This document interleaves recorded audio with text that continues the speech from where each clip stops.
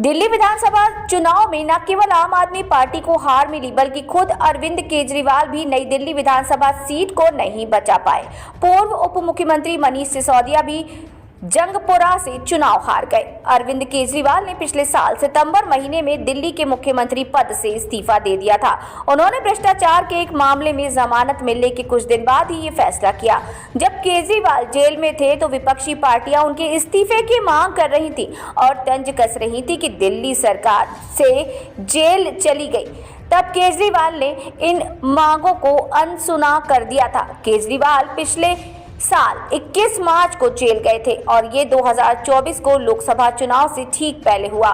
तब विपक्षी पार्टियों ने मोदी सरकार की आलोचना करते हुए कहा था कि विरोधियों को निशाने पर लेने के लिए केंद्रीय एजेंसियों का दुरुपयोग किया जा रहा है, लेकिन नतीजे साफ है।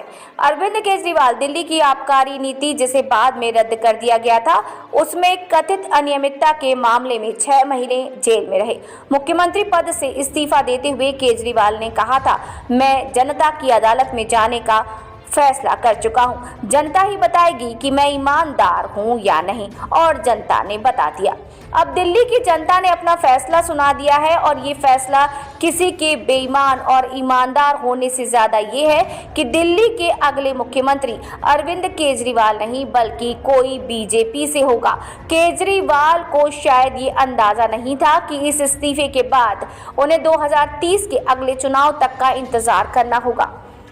दरअसल केजरीवाल ने राजनीति में दस्तक भ्रष्टाचार विरोधी आंदोलन के जरिए दी थी। केजरीवाल अपनी पार्टी और खुद के कट्टर ईमानदार होने का दावा करते थे। ऐसे में जब भ्रष्टाचार के मामले में वो जेल गए तो उनकी छवि के बिल्कुल उलट था। पंजाब यूनिवर्सिटी में राजनीतिक विज्ञान के प्रोफेसर आशुतोष कुमार कहते हैं, केजरीवाल की भ्रष्टाचार विरोधी छवि जरूर कमजोर हुई है, लेकिन मेरे ख्याल से ये भारत के मतदाताओं के लिए कोई बड़ा मुद्दा नहीं है। आशुतोष कुमार कहते हैं कि भारत में नेताओं पर भ्रष्टाचार का आरोप लगना कोई बड़ी बात नहीं है।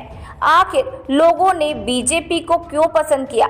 इस सवाल के जवाब में आशुतोष कुमार कहते हैं कि हम गरीबों से सहानुभूति की उम्मीद नहीं कर सकते।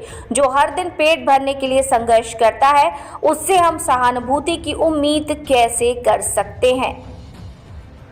साथ ही साथ केजरीवाल ने यहाँ पर अपनी उलट छवि का प्रयोग किया, यानी कि छवि के उलट काम किया। धर्मवीर गांधी 2014 में आम आदमी पार्टी के टिकट पर पंजाब से लोकसभा सांसद बने।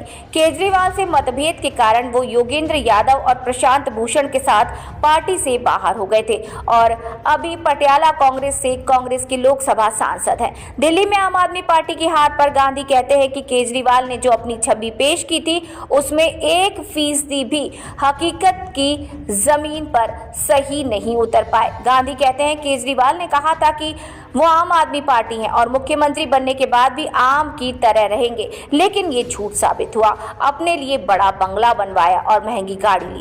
केजरीवाल ने कहा कि ये लोकतांत्रिक नेता हैं और स्वराज में भरोसा करते हैं, ये भी गलत साबित हुआ। आम आदमी पार्टी में कोई लोकतंत्र नहीं और पार्टी के भीतर ही उनका फरमान चलता है और यही कई सारी वजह रही जिसकी वजह से विधानसभा चुनाव में चित पड़ गई आम आदमी पार्टी। खबर कैसी लगी कमेंट बॉक्स में जरूर कमेंट करें। वीडियो देखने के लिए धन्यवाद।